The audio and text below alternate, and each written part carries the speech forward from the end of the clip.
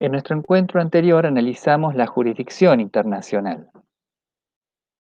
Vimos que cuando resulta aplicable la fuente interna, artículo 2605 del Código Civil y Comercial, o en el ámbito del Mercosur, cuando resulta aplicable el Protocolo de Buenos Aires en materia de jurisdicción internacional, en ambas fuentes se permite el pacto de jurisdicción. Y se permite pactar jurisdicción de tribunales estatales como de tribunales arbitrales. En cambio, vimos que en el Tratado de Montevideo de Derecho Civil de 1940, la prórroga de jurisdicción solamente es admitida una vez promovida la acción, es decir, post litem, y el demandado debiera admitirla expresa y voluntariamente. Que las partes se pongan de acuerdo una vez suscitada la controversia sobre una jurisdicción es bastante remoto. Por eso podemos decir que en materia de contratos el criterio atributivo de jurisdicción, pacto de jurisdicción, solamente aparece receptado por el Protocolo de Buenos Aires, artículo 4, y por la fuente interna, artículo 2605 del Código Civil y Comercial. Recordamos que para ambas fuentes, cuando las partes han pactado jurisdicción, ese foro es un foro exclusivo. ¿Qué ocurre cuando las partes no pactan jurisdicción? Bueno, analizando también las normas de fuente interna, vemos que los criterios atributivos de jurisdicción en subsidio del pacto de jurisdicción lo encontramos en el artículo 2650 para contratos, y vemos como un primer criterio atributivo uno general, el del domicilio del demandado. Decimos que es un criterio general porque lo vamos a encontrar en muchas otras materias, no solamente en materia contractual.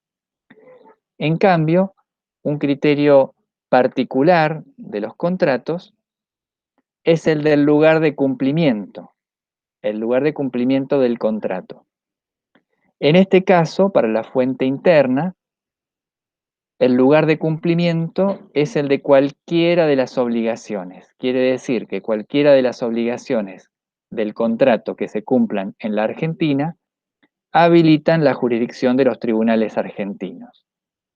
Este es el criterio que la Corte receptó en el fallo exportador a Buenos Aires y que ahora recepta el artículo 2650 del Código Civil y Comercial. Si resulta aplicable el Protocolo de Buenos Aires en materia de jurisdicción internacional en materia contractual, vemos que también encontramos este foro especial, lugar de cumplimiento, solo que en el Protocolo de Buenos Aires aparece calificado en el artículo 8 como el del lugar de cumplimiento de la obligación que sirve de base para la demanda. Vemos entonces un cambio respecto del Código Civil que hablaba del lugar de cumplimiento de cualquiera de las obligaciones. Para el Protocolo de Buenos Aires, lugar de cumplimiento será de una de las obligaciones del contrato, la obligación que sirve de base para la demanda. También tiene el criterio atributivo de jurisdicción general, el del domicilio del demandado, y acá aparece un criterio atributivo de jurisdicción poco frecuente en materia contractual, el domicilio del actor. Normalmente el domicilio del actor aparece presente en materias en las cuales se considera que hay una parte débil en la relación jurídica. Por ejemplo, en los reclamos alimentarios se habilita a la parte actora, que se la considera necesitada, se la habilita a demandar ante los tribunales de su domicilio. En este caso, para el Protocolo de Buenos Aires, será el domicilio del actor que acredita que ha cumplido con la obligación a su cargo. Es decir, que se le exige este requisito extra, acreditar que cumplió con la obligación que estaba a su cargo. Por ejemplo, si el actor es el vendedor en una compraventa, para poder reclamar ante los tribunales de su domicilio el pago del precio de parte de la compradora, previamente deberá acreditar que cumplió con su prestación, es decir, la entrega de la mercadería. Por último, aparece también otro foro poco frecuente en esta materia, que es el del lugar de celebración del contrato. En este caso es el artículo 11 del Protocolo de Buenos Aires y vemos que se podrá demandar ante los tribunales del lugar de celebración del contrato a una persona jurídica que haya celebrado el contrato fuera de su domicilio. Es decir, solamente va a operar este criterio atributivo de jurisdicción cuando la demandada sea una persona jurídica que celebró el contrato fuera de su domicilio. ¿Qué pasa con los tratados de Montevideo de Derecho Civil? Bueno, en este caso, que teníamos un contrato de obra con el comitente domiciliado en Uruguay, el constructor o contratista domiciliado en la Argentina y el lugar de construcción de un edificio en Colombia, es razonable que hayamos recurrido al Tratado de Montevideo de Derecho Civil de 1889, porque encontramos que son parte de ese tratado los estados en los cuales ocurren hechos relevantes del caso, los domicilios de las partes y el lugar de cumplimiento en Colombia. El artículo 56 tiene una norma de jurisdicción en materia que dice para obligaciones personales. Quiere decir que refiere tanto a obligaciones que emergen de un contrato, como el que estamos analizando, pero también pueden ser otro tipo de obligaciones personales, como por ejemplo los que nacen de un caso de responsabilidad extracontractual, un accidente de tránsito por caso. En los tratados de Montevideo de Derecho Civil, tanto de 1889 como de 1940, en ambos, en el artículo 56, encontramos entonces esta norma de jurisdicción que como primer criterio atributivo de jurisdicción tiene el del domicilio del demandado, como ya dijimos, un criterio general. Y por otro lugar, aparece la llamada teoría del paralelismo.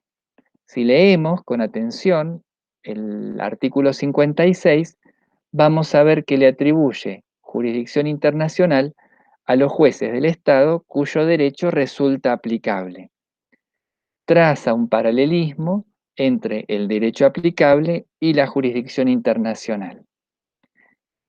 Este criterio también es llamado Acer, en homenaje a Tobías Acer, el jurista que pensó este criterio, o forum causae. Quiere decir que para saber qué tribunales tienen jurisdicción internacional en un contrato, previamente deberemos determinar cuál es el derecho aplicable a ese contrato. ¿Quién nos dirá cuál es el derecho aplicable a este contrato? Bueno, las normas de contratos que prevé el propio tratado. En el artículo 33 del Tratado de Montevideo de 1889, de Derecho Civil, encontramos el punto de conexión que determina el derecho aplicable a un contrato y es el del lugar de cumplimiento. Quiere decir que por esta teoría del paralelismo podemos decir que van a ser competentes en un contrato, en una acción emergente de un contrato, tanto los jueces del domicilio del demandado como los del lugar de cumplimiento del contrato. Pero en este caso no estuvo mal que hayamos ido a mirar en el Tratado de Montevideo justamente porque decíamos, ¿no?, que en este Tratado de 1889 son partes los estados que tienen contactos relevantes con el caso.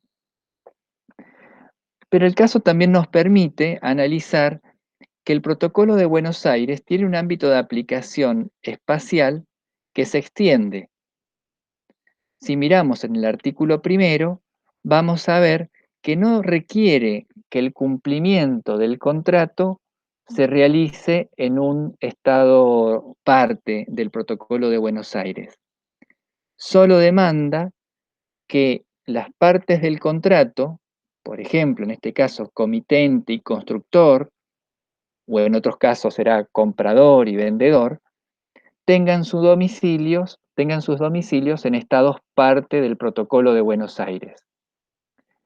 Y si vemos el caso que estábamos analizando, las partes del contrato, comitente y constructor, tienen sus domicilios en Uruguay y en Argentina, ambos países signatarios del Protocolo de Buenos Aires. Por esa razón, en este caso también podríamos aplicar el Protocolo de Buenos Aires. Y aún si seguimos viendo el artículo primero, vamos a ver que amplía aún más su ámbito de aplicación para otros supuestos. Acá analizábamos un caso en el que ambas partes del contrato tienen sus domicilios en estados parte, pero fíjense que también prevé la posibilidad de que el Protocolo de Buenos Aires sea aplicable cuando solo una de las partes, por ejemplo el comitente o el constructor, tengan domicilios en estados signatarios. ¿Qué tiene que pasar para ello? Bueno, deben concurrir otras circunstancias. En primer lugar, que además de que una de las partes tenga domicilio en un estado ratificante, que hayan pactado la jurisdicción de un estado ratificante. Quiere decir que hayan pactado la jurisdicción ya sea de Argentina, de Brasil, de Uruguay o de Paraguay, de alguno de los estados ratificantes del Protocolo de Buenos Aires. Y que ese foro elegido, es decir, que en el estado del tribunal que ellos eligieron por el pacto de jurisdicción, sea el de Argentina, el de Brasil, el de Uruguay o el de Paraguay, resulte un foro razonable. Quiere decir que sea o el lugar de cumplimiento del contrato, o el domicilio del demandado, o el domicilio del actor, o el del lugar de celebración. Cualquiera de esas cosas que ocurran en el Estado cuyos tribunales hayan elegido por el pacto de jurisdicción, en tanto sea en un Estado parte, entonces habilita también la aplicación del Protocolo de Buenos Aires. Vemos entonces cómo el Protocolo de Buenos Aires es un tratado con un ámbito de aplicación espacial extendido. En este caso que estamos analizando, vemos que no es una cuestión menor. Fíjense que en tanto que bajo la norma del artículo 56, los tribunales uruguayos no tendrían jurisdicción internacional,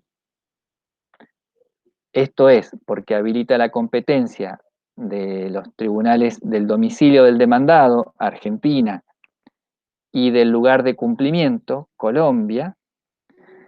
En el caso del Protocolo de Buenos Aires, de resultar aplicable, como en este caso, en que ambas partes del contrato tienen domicilios en estados signatarios, en Argentina y en Uruguay, vemos que por el criterio domicilio del actor, en tanto acredite que cumplió con la obligación a su cargo, pagar los honorarios que le correspondían al constructor, por ejemplo, en ese caso podrá demandar ante los tribunales de su domicilio en Uruguay. Vemos entonces que además del criterio atributivo pacto de jurisdicción receptado en el Protocolo de Buenos Aires y en el Código Civil y Comercial, en materia de contratos aparecen como un criterio atributivo de jurisdicción especial el lugar de cumplimiento del contrato receptado por el Protocolo de Buenos Aires, por el Tratado de Montevideo de Derecho Civil y por el Código Civil y Comercial, siempre teniendo presente que para el Protocolo de Buenos Aires, lugar de cumplimiento será el de la obligación que sirve de base para la demanda. La obligación cuyo incumplimiento genera la acción que promueve la parte actora. En tanto, para el Código Civil y Comercial, decíamos que es el lugar de cumplimiento de cualquiera de las obligaciones contractuales. Y por último, en el Tratado de Montevideo de Derecho Civil, por la teoría del paralelismo, que nos dice que serán competentes los tribunales del Estado cuyo derecho resulta aplicable, va a ser, va a ser entonces el lugar de cumplimiento de la prestación característica del contrato. Vimos también que el domicilio del demandado, como criterio general, aparece receptado por las tres fuentes normativas. Vemos que tanto en el Protocolo de Buenos Aires como en la fuente interna se amplía el criterio domicilio del demandado también a agencias, sucursales o cualquier tipo de representación del demandado, de manera que se amplía el criterio domicilio. Y vimos también que el criterio atributivo de jurisdicción, domicilio del actor, aparece solamente presente en el Protocolo de Buenos Aires, decíamos, domicilio del actor con la obligación de que acredite que ha cumplido con la obligación a su cargo. Y lo mismo, el lugar de celebración del contrato solo aparece en el Protocolo de Buenos Aires, artículo 11, cuando la parte demandada sea una persona jurídica que ha celebrado el contrato fuera de su domicilio. Ahí entonces encontramos los distintos criterios atributivos de jurisdicción en materia contractual y las distintas fuentes normativas que lo receptan. Esto es para contratos en general. Luego, en algunos contratos específicos, como contratos de transporte, por ejemplo, encontraremos que hay normas específicas de jurisdicción. Pero para contratos en general, estas son las únicas fuentes y los criterios atributivos de jurisdicción que consagran.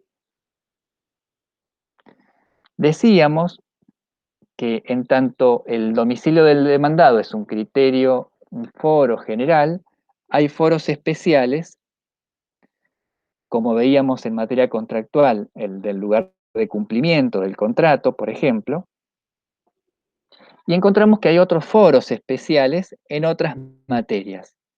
Por ejemplo, vamos a encontrar el del Foro Internacional del Patrimonio, es decir, la jurisdicción internacional que tienen los tribunales del Estado del lugar donde el demandado tiene bienes. Foro Internacional del Patrimonio. Y esto lo encontramos, por ejemplo, en casos de ausencia con presunción de fallecimiento. Si miramos la norma de fuente interna, veremos que en caso que sea desconocido el domicilio del presunto ausente, van a tener jurisdicción internacional los tribunales argentinos si es que el ausente ha dejado bienes en la Argentina. Foro Internacional del Patrimonio. Lo mismo ocurre con las obligaciones alimentarias. Se habilita al acreedor alimentario a demandar ante los tribunales del lugar donde el demandado tenga bienes o percepción de ingresos. El Foro Internacional del Patrimonio también aparece entonces en acciones derivadas de obligaciones alimentarias. Y también en materia de sucesiones. En el caso de la fuente interna, artículo 2643 del Código Civil y Comercial, habilita la jurisdicción de los tribunales argentinos para entender en las acciones que tengan por objeto bienes inmuebles que hayan sido propiedad del causante. Otro foro especial es el del último domicilio del causante, que como se imaginarán es propio de las acciones en materia de sucesiones. El domicilio conyugal o el último domicilio conyugal en materia matrimonial, el lugar donde se ha producido el daño en acciones emergentes de responsabilidad extracontractual,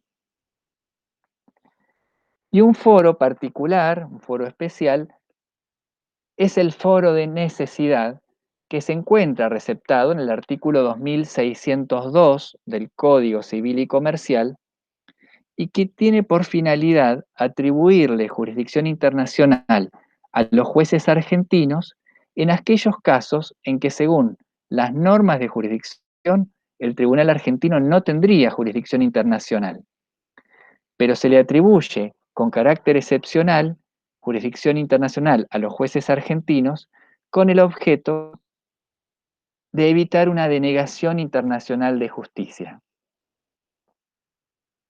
Esto tiene origen en nuestro país en un fallo, en el fallo Vlasov, en el cual se requería que la parte actora, la cónyuge que quería promover una acción contra su marido, debía iniciar las acciones ante los tribunales del domicilio del cónyuge.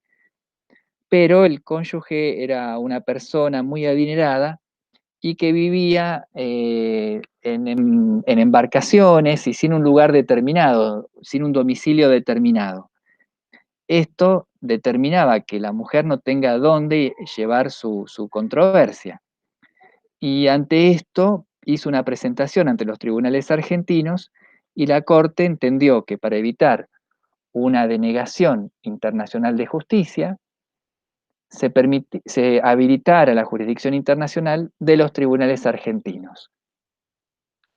Como condición, el artículo 2602, además de esta excepcionalidad y la finalidad de evitar una denegación internacional de justicia, se exige que la Argentina presente un contacto suficiente con el caso y que se garantice el derecho de defensa de la parte demandada. Y con la finalidad de garantizar el principio de eficacia, que la eventual sentencia a la que se arribe eh, pueda ser reconocida en caso que deba solicitarse su reconocimiento en otro país. Es decir, que dé lugar a una sentencia eficaz. Vemos entonces que en general las normas ofrecen a la parte actora una pluralidad de foros concurrentes, es decir, le habilita, por ejemplo, en materia contractual, inicial la demanda ante los jueces del domicilio del demandado o del lugar de cumplimiento, a elección de la parte actora. El principio entonces es el de la concurrencia de foros. Pero en algunos casos nos encontramos con foros exclusivos, aquellos en los cuales el Estado, por alguna razón, le atribuye a sus tribunales en forma exclusiva el conocimiento de determinados casos. Quiere decir que si un tribunal extranjero eh, dicta una sentencia sobre uno de estos casos, en la Argentina no se va a reconocer esa sentencia extranjera, porque la Argentina se atribuyó una jurisdicción exclusiva.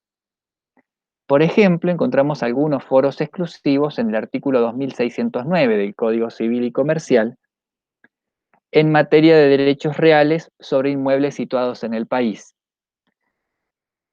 También en materia de validez de inscripciones en registros públicos argentinos. Y lo mismo respecto de patentes, marcas, diseños industriales, dibujos registrados en el país. Otro foro exclusivo aparece consagrado por el artículo 2635 en materia de guarda con fines de adopción o de adopción, cuando los menores tienen su domicilio en la Argentina. Quiere decir que una adopción otorgada por un juez extranjero respecto de un menor domiciliado en la Argentina carecería de efectos. Vimos también que en materia contractual, cuando las partes eligen el juez competente, pactan la jurisdicción, ese juez elegido tiene una jurisdicción exclusiva.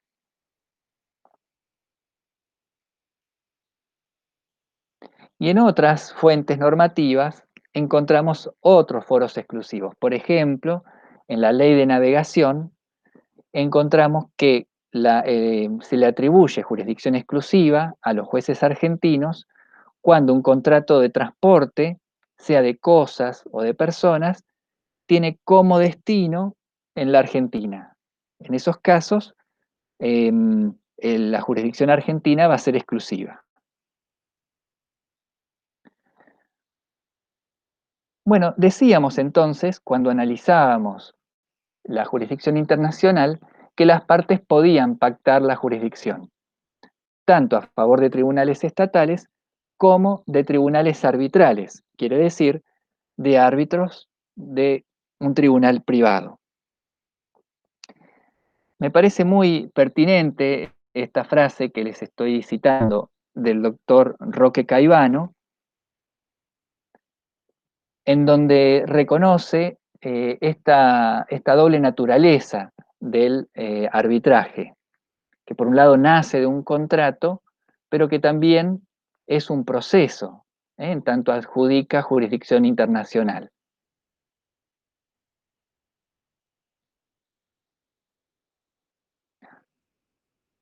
Vamos a ver entonces qué fuentes normativas receptan eh, la posibilidad del arbitraje internacional. Y en primer lugar vemos dos fuentes muy relevantes. La primera fundamentalmente, que es la Convención sobre Reconocimiento y Ejecución de Sentencias Arbitrales Extranjeras de Nueva York de 1958. Una convención ratificada por muchos países del mundo. Si bien su nombre dice sentencias, no nos debe llevar a confusión, se refiere a laudos arbitrales, es decir, van a ser laudos eh, dictados por tribunales arbitrales y no sentencias de tribunales estatales. Esto a prestar atención. Y también la Convención Interamericana sobre Arbitraje Comercial Internacional de la CIDIP I de Panamá del 75. Otras fuentes normativas aparecen reconociendo la posibilidad de que las partes elijan tribunales arbitrales para sus eventuales o ya presentes controversias. Y encontramos ahí también, por ejemplo, una ley modelo de un CITRAL. Sabemos que un CITRAL es la Comisión de las Naciones Unidas para el Derecho Mercantil Internacional. Y ahí encontramos entonces esta ley modelo que propone esta Comisión de las Naciones Unidas para que los estados puedan incorporar a su legislación interna.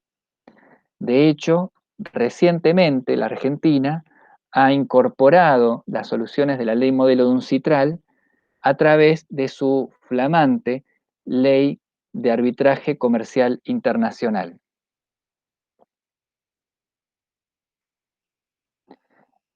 En materia en el ámbito del Mercosur, vemos algunas fuentes ya conocidas, como el protocolo de cooperación de las leñas. Recordemos que entre sus aspectos estaba el reconocimiento de sentencias y también comprende el reconocimiento de laudos arbitrales. También aparece el protocolo de Buenos Aires sobre jurisdicción internacional. Recordamos que en el artículo cuarto tanto preveía la posibilidad de pactar la jurisdicción estatal como la jurisdicción arbitral. Y vemos un acuerdo sobre arbitraje comercial internacional del Mercosur, que vincula también a los países parte del Mercosur. Y finalmente aparecen algunos tratados bilaterales en donde también, así como se admite el reconocimiento de sentencias extranjeras, también admite el reconocimiento de laudos arbitrales extranjeros.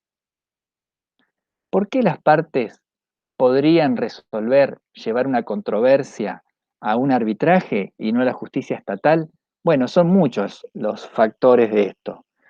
En primer lugar, un criterio es el de la especialidad. En efecto, si pensamos en un tribunal estatal, por ejemplo, de la ciudad de Buenos Aires, vamos a ver que un tribunal puede conocer sobre muchas materias y esto exige que el juez deba abocarse al conocimiento de una quiebra, de la ejecución de un pagaré, o de una letra de cambio, o de un cheque, en fin, muchas materias en las cuales debe conocer el juez y resolver.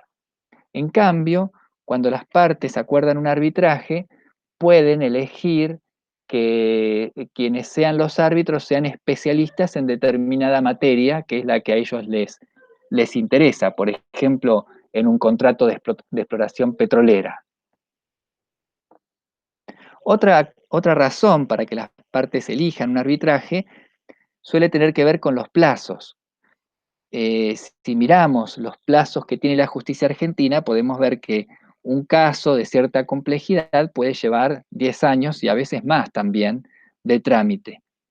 En tanto que al establecerse un arbitraje, las partes pueden establecer plazos abreviados y también sabemos que se reduce notablemente la posibilidad de recursos, de manera tal que un laudo arbitral a lo mejor puede llevar quizás 2 años, lo cual es significativamente más breve que lo que veíamos para un fallo de la justicia estatal.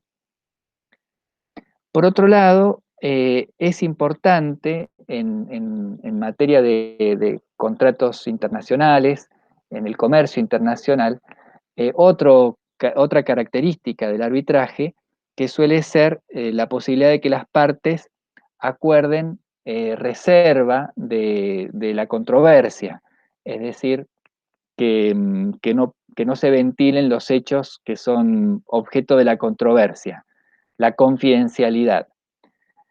En tanto que en los tribunales estatales sabemos que sus decisiones son públicas, las partes en un arbitraje pueden pactar confidencialidad, de manera que su controversia va a quedar en el conocimiento de las partes, no va a llevar a conocimiento de terceros. Y por último, en algunos casos puede hablarse de cierta economía, en razón de que cuando los contratos que son objeto de la controversia son de muy grande significación económica, estamos hablando de millones de dólares, en esos casos suele resultar más económico un arbitraje que recurrir a la justicia estatal. Bueno, estos y otros motivos pueden dar lugar a que las partes prefieran resolver sus eventuales controversias a través del arbitraje. Pero como vemos acá, encontramos que hay muchas normas que tienen que ver con el reconocimiento de las sentencias y laudos arbitrales. Y esto tiene que ver, bueno, con esta imagen, ¿no? La imagen de la justicia, característica, vemos que en una mano tiene la balanza para determinar qué es lo justo, y en la otra mano blande una espada, que representa un poco el imperium, para hacer cumplir sus decisiones. Ciertamente que un tribunal arbitral carece de imperium, y para eso va a requerir que una vez que haya llegado a su decisión, esas decisiones, si no son cumplidas voluntariamente por las partes, las haga cumplir un tribunal estatal. En ese aspecto es que son relevantes los tratados sobre reconocimiento y ejecución de laudos arbitrales. La más importante, como decíamos, es la Convención de Nueva York, de 1958. En principio, si leemos los primeros artículos de la Convención, vamos a ver que su ámbito de aplicación es universal, es decir, que solamente es necesario que sea parte de esta convención el estado del tribunal al que se pide el reconocimiento y la ejecución del laudo, sin importar cuál era el estado de la sede. Ahora bien, algunos países como la Argentina han hecho una reserva de reciprocidad. Quiere decir que para la Argentina la convención tiene un ámbito de aplicación clásico. Requiere que el estado de donde tiene su sede el arbitraje también sea un país ratificante de la Convención de Nueva York. Otra cosa interesante que les sugiero que vean en el artículo séptimo de la Convención de Nueva York es que nos encontramos con una cláusula de compatibilidad. En su momento hablábamos de las cláusulas de compatibilidad para aquellos casos en los que pueden ser aplicables más de una convención. Acá encontramos un típico ejemplo, la cláusula de compatibilidad contenida en el artículo séptimo de la Convención de Nueva York del 58, que consagra el principio de la máxima eficacia, quiere decir la aplicación de la fuente, tanto convencional como fuente interna incluso, que resulte más favorable a la eficacia del laudo arbitral, cuyo reconocimiento se pide. Es decir, que si tenemos varios tratados y aún la fuente interna argentina que puedan ser aplicables, el juez deberá aplicar aquella que resulte más favorable al reconocimiento del laudo arbitral. Y una dificultad que planteaba la Convención de Nueva York tiene que ver con la forma escrita, porque pensemos que en el año 1958 daba como ejemplos de forma escrita el intercambio de cartas o el intercambio de telex, es decir, una tecnología muy anticuada. Y la pregunta que se hacía es qué pasaba con las nuevas formas de intercambio de datos, por ejemplo. ¿Son comprendidas como forma escrita? Al respecto, UNCITRAL, en el año 2006, emitió una declaración interpretativa de esta convención, sugiriendo a los estados que cuando lean forma escrita no consideren esos medios, el intercambio de cartas o el intercambio de telex, como una descripción exhaustiva, sino que lo consideren como solamente enunciativa, de manera que cualquier otro medio equivalente a la forma escrita sea considerado como forma escrita del acuerdo arbitral. Y un poco el corazón de esta convención está en su artículo quinto, en donde se establecen las causales por las cuales un tribunal podría rechazar el reconocimiento o la ejecución de un laudo arbitral, que tienen que ver con la invalidez del acuerdo arbitral, la falta de notificación o afectación del derecho de defensa de la parte demandada, que la sentencia exceda los términos del acuerdo arbitral, que no se haya ajustado la constitución del tribunal o no se haya respetado el reglamento, que la sentencia aún no es obligatoria porque sea, por ejemplo, susceptible de algún recurso. Y de oficio, el tribunal también podrá denegar el reconocimiento del laudo arbitral extranjero cuando la cuestión que haya resuelto no sea susceptible de arbitraje o cuando se contraríen principios fundamentales del orden público internacional. Estas son las causales por las cuales, y solamente estas, son las causales por las cuales se podría rechazar el reconocimiento de un laudo arbitral extranjero en virtud de esta convención. Vamos a ver que por su gran autoridad, esta convención también inspiró tanto a la Convención Interamericana de Arbitraje Internacional como a nuestra fuente interna, es decir, a la Ley de Arbitraje Comercial Internacional, que solamente admite para rechazar el reconocimiento de un laudo arbitral estas mismas situaciones. Decíamos que la Ley de Arbitraje Comercial Internacional argentina, flamante ley, eh, como su nombre lo indica, comprende arbitrajes comerciales internacionales. Pero si vemos en su artículo 6, la calificación del término comercial, que es un arbitraje comercial, vemos que es una definición muy amplia. En realidad interpreta como comercial cualquier controversia de derecho privado o regida preponderantemente por el derecho privado. Quiere decir que comercial podría ser casi que cualquier circunstancia de derecho privado. Y también establece en su artículo tercero cuándo se va a considerar que un arbitraje es internacional.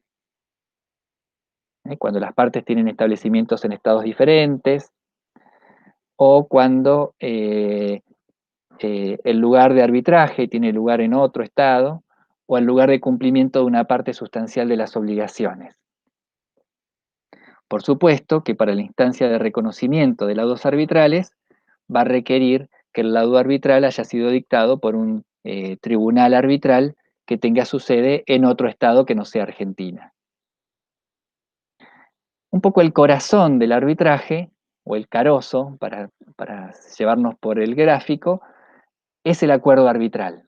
Y bueno, en el artículo 14 está receptado el concepto, ¿no?, del acuerdo arbitral, que simplemente es el acuerdo por el que las partes deciden someter sus controversias actuales o futuras, eventuales, a arbitraje. Y también, así como lo veíamos en la Convención de Nueva York, en el artículo 15 también requiere la forma escrita ese acuerdo arbitral, pero vemos que cuando habla de forma escrita lo hace de una forma muy amplia.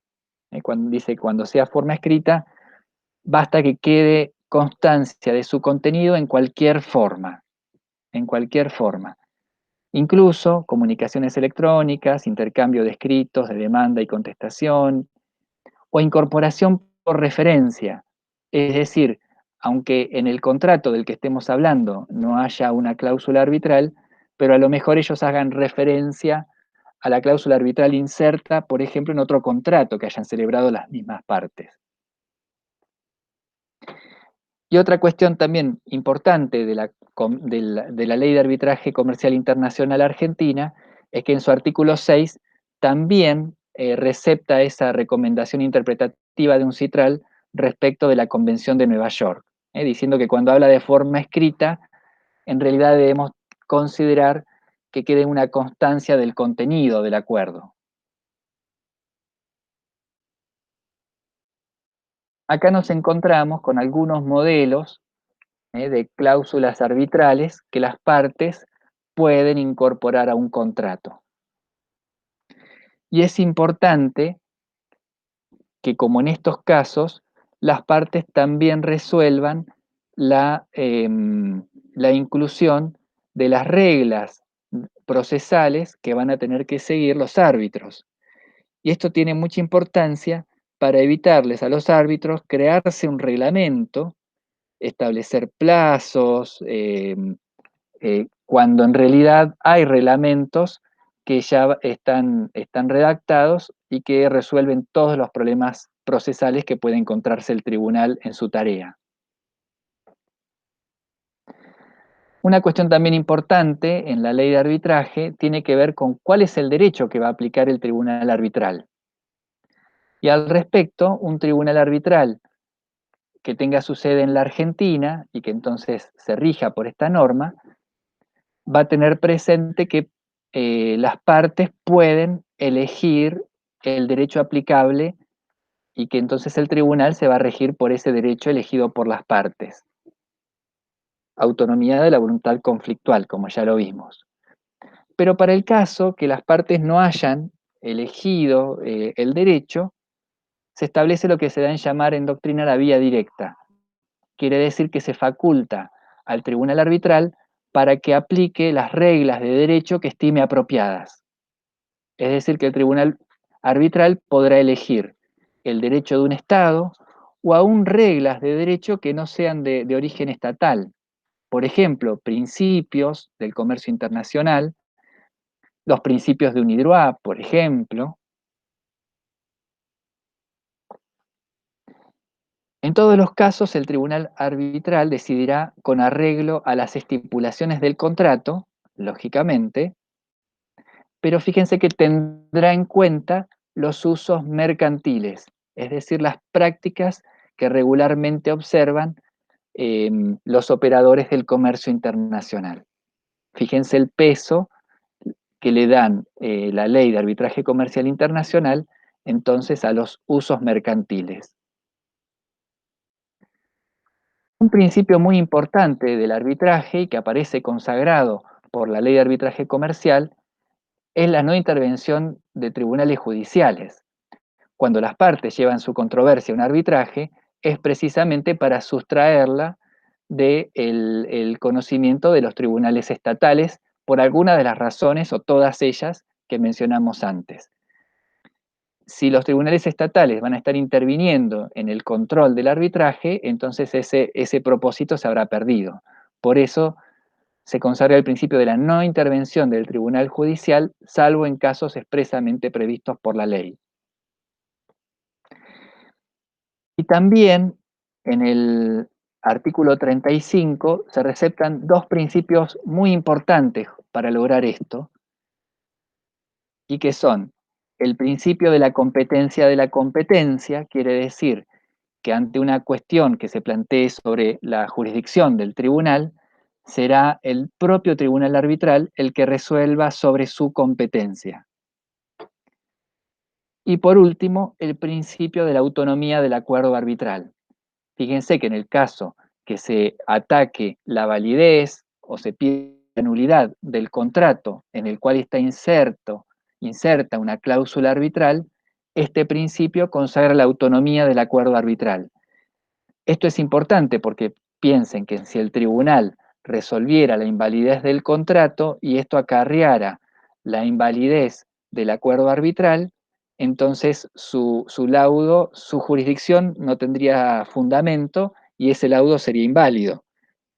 La autonomía del acuerdo arbitral permite esto, que si el tribunal resuelve la nulidad del contrato, eso no conlleva la nulidad del acuerdo arbitral y por tanto siguen siendo competentes.